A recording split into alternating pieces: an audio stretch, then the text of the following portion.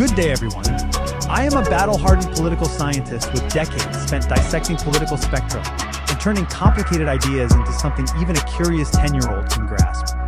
I have stress-tested every major political quiz out there, from the marathon-length political compass to the once-proud Nolan Chart, proudly billed as the world's smallest political quiz. And then along comes this cheeky little number from Frank Schubert, dated April 2025, which claims the crown with just 2 or 3 questions. It is deliberately minimalist, almost minimalist to the point of genius. And today, I'm going to compare all 3 with the kind of forensic precision and playful mischief you deserve. Let us start with the quick overview, because nobody likes a lecture that drags longer than the quiz itself. The political compass, born around 2001, throws 62 statements at you, everything from government this to globalization that, and plots you on a 2-dimensional map of economic left versus right and authoritarian versus libertarian. The Nolan Chart from 1987 gives you 10 crisp yes-no-maybe questions about drugs, guns, taxes, and personal freedoms, then drops you onto its own diagram that looks suspiciously like the compass after a slight rotation. And Schubert's creation. In the children's edition, you get either 2 disarmingly simple questions or 3 about freedom, equality, and solidarity. The adult version offers a 2-question 2-dimensional test or a 3-question values test. Yes, it really is shorter than the Nolan Chart's 10 questions, so it officially dethrones the old record holder and becomes the undisputed champion of brevity. Now, on speed, Schubert wins by a landslide. 2 or 3 questions, and you are done in 30 to 90 seconds, perfect even for a fidgety child. The Nolan Chart takes a respectable 2 to 3 minutes, while the political compass is basically an endurance event at 8 to 15 minutes. Schubert is the perfect door opener, the icebreaker that gets everyone talking before the serious analysis begins. Let us talk bias and neutrality, because every quiz has an agenda, even if it pretends otherwise. The political compass creators openly admit their questions are necessarily biased, yet they aim for balance. Critics still spot a gentle left libertarian tilt in the wording around environment and globalization.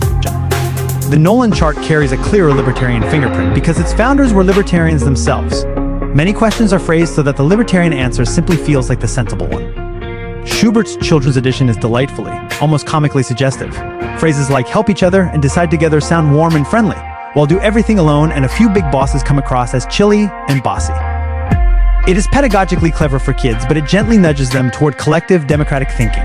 The 3-question values version does the same with sunny wording on every positive poll.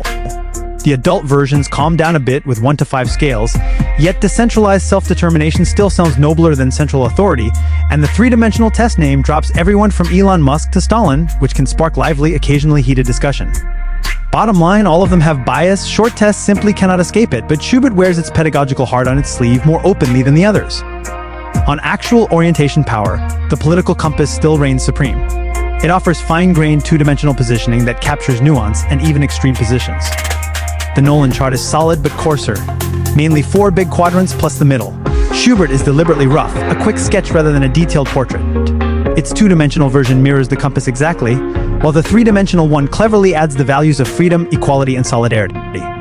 That is fresh and values-driven, yet one strong answer can tilt the whole picture. So Schubert excels as your first orientation or conversation starter, not as a precision instrument. It dethrones the Nolan Chart on length but trades away some depth for that lightning speed.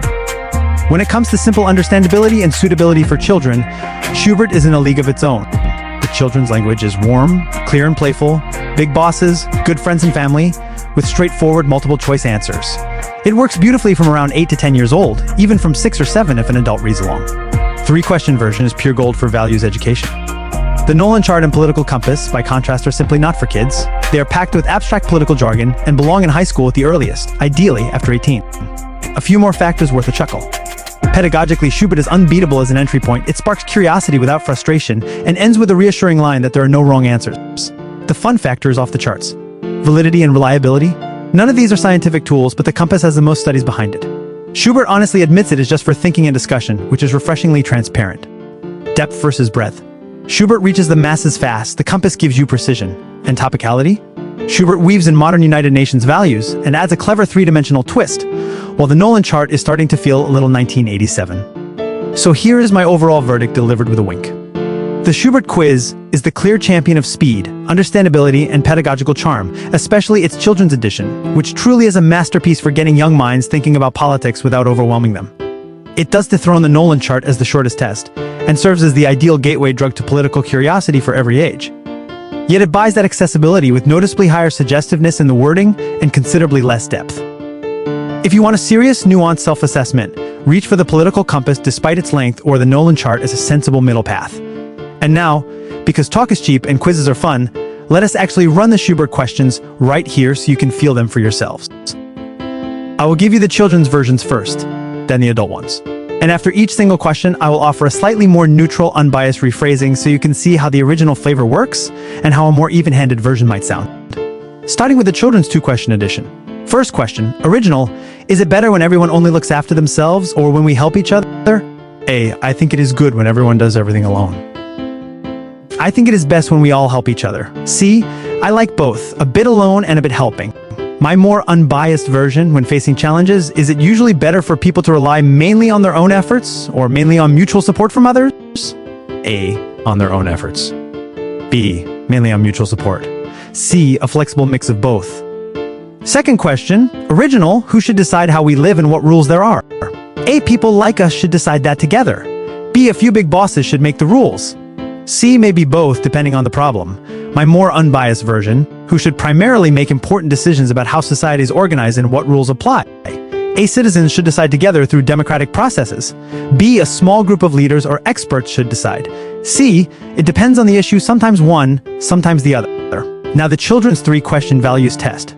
First, freedom, original, should people be free to make their own decisions and decide what is good for them? A, I think everyone should be allowed to decide for themselves. B, maybe sometimes, but not always. C, no, I think someone else should decide. My more unbiased version, how important is it that individuals have the freedom to make their own choices about their lives? A, extremely important. B, moderately important. C, not very important. Second, equality, original, should all people have the same chances regardless of who they are or where they come from? A, yes, that is really important to me. B, maybe a bit. C, not really, some people should come first. My more unbiased version, how important is it that every person has equal opportunities regardless of background? A, extremely important. B, moderately important. C, not very important. Third, solidarity, original, should we help one another and stick together like good friends and family? A, of course, helping is great. B, sometimes, but not always. C, no, everyone should look after themselves. My more unbiased version, how important is it that people support and help one another in society? A, extremely important. B, moderately important. C, not very important. And finally, the adult versions for those who prefer a touch more precision. Two-dimensional, two questions. First, economic orientation, original. Which economic system do you find ideal? One where free market forces prevail, or one where a social safety net is at the center? Scale 1 equals free market forces, 5 equals social safety net. My more unbiased version, in your view, should economic life be guided primarily by free market competition, or primarily by strong collective safety nets and redistribution? 1 means strongly free market, 5 means strongly collective safety net. Second, societal orientation, original, how should societal decisions be made, through decentralized self-determination or through central authority? Scale 1 equals decentralized self-determination, 5 equals central authority. My more unbiased version, should important societal decisions be made mainly through individual and local choice, or mainly through strong central leadership and rules? 1 means mainly individual and local choice, 5 means mainly central leadership. And the three-dimensional values test for adults. First, freedom. How important is it to you that people can make their own choices freely? 1 means not important at all, 5 means extremely important. My more unbiased version remains almost identical because the wording is already quite neutral. How important is personal freedom of choice to you personally? 1 to 5. Second, equality. How important is it to you that all people have equal rights and opportunities? Again, 1 to 5. My more unbiased version, how important do you consider equal rights and opportunities for all people? 1 to 5. Third, solidarity. How important is it to you that people support each other and stick together? 1 to 5. My more unbiased version, how important is mutual support and social cohesion to you? 1 to 5. There we have it.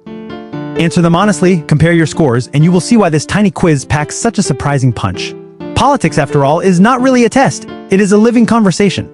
And if you would like me to interpret your own answers or dive deeper into any of these tests, just let me know. I am all ears and ready for the discussion.